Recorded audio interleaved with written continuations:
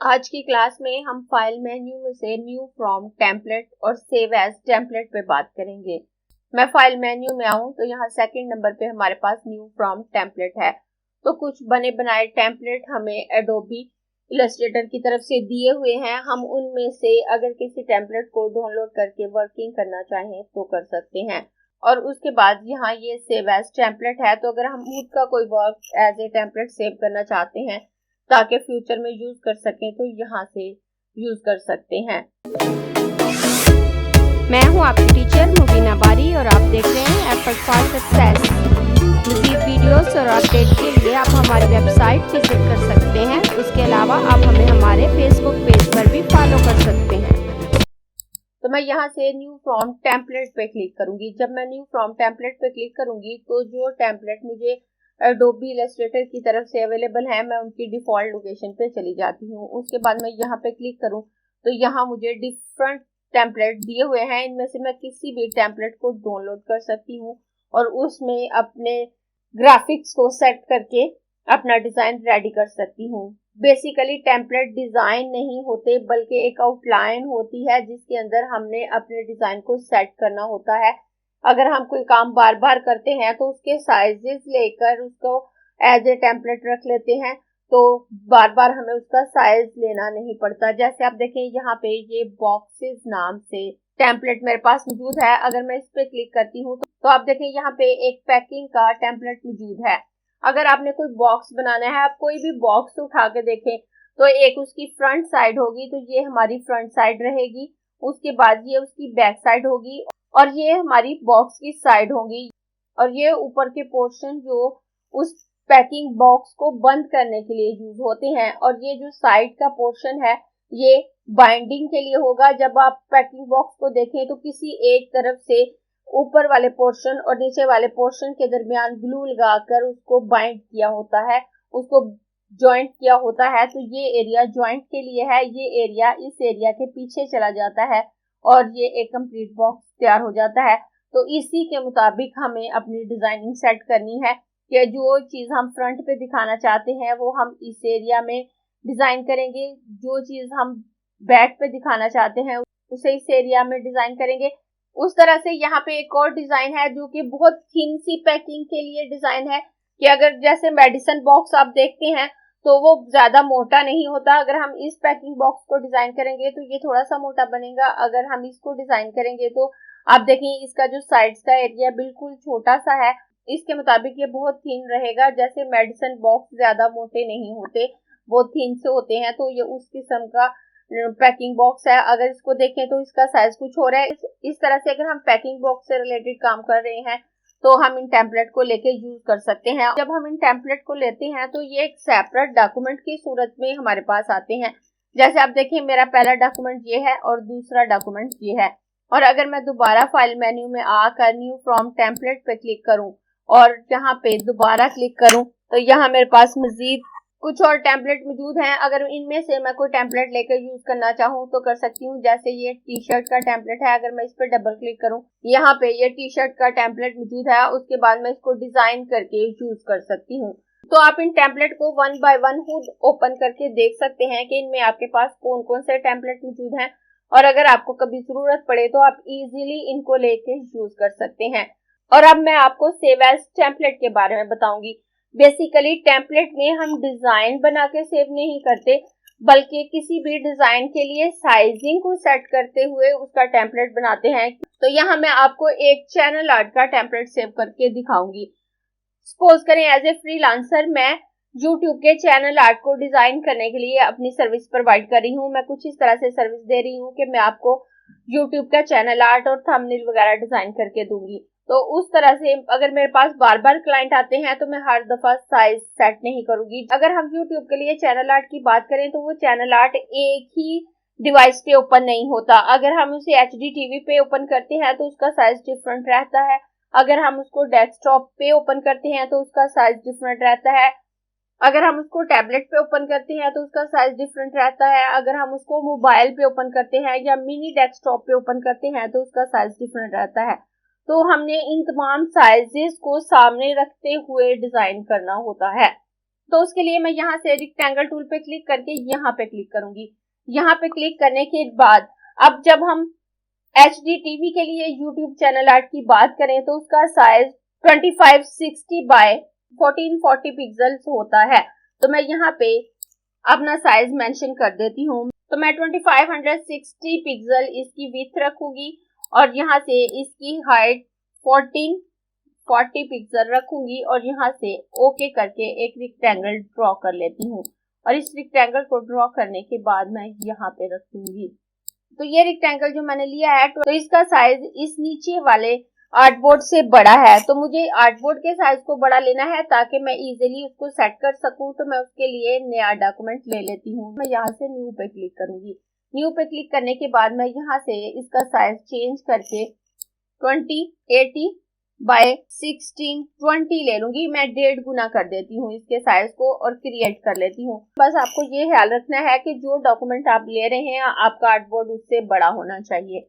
और उसके बाद मैं दोबारा यहाँ से रेक्टेंगल टूल लेकर इस पर क्लिक करूंगी और क्लिक करने के बाद मुझे वही फिगर शो हो रहा है जो पहले मैंने लिया था 2560 बाय 1440 पिक्सल। तो मैं इसको ओके करूंगी तो ये बॉक्स मेरे पास आ जाता है।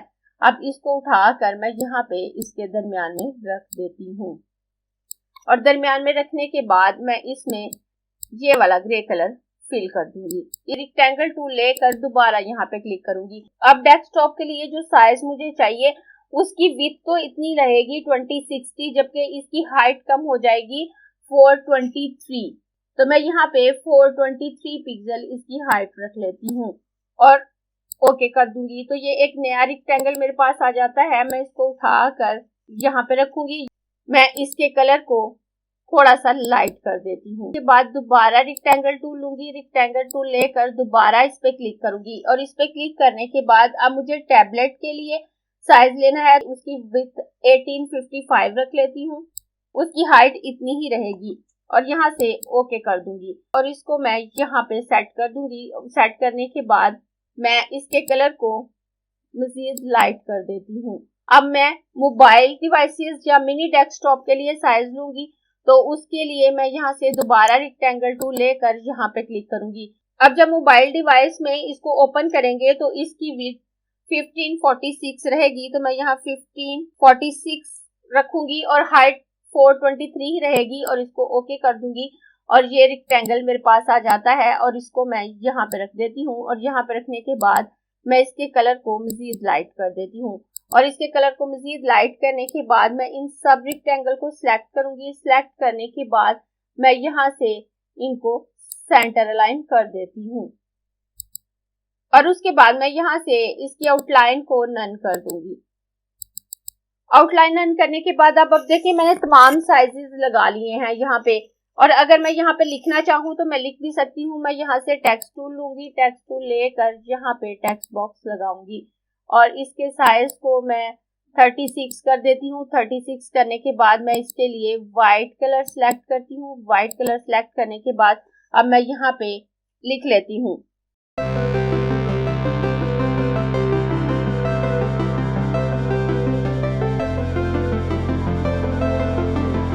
तो मैं इनके कलर को भी सिलेक्ट करके व्हाइट कर देती हूँ। उसके बाद आप इसमें गाइड लगाना चाहें तो गाइड लगा सकते हैं। मैं कंट्रोल R से रूलर ऑन करूंगी और यहाँ पे गाइड ऐड कर लेती हूँ।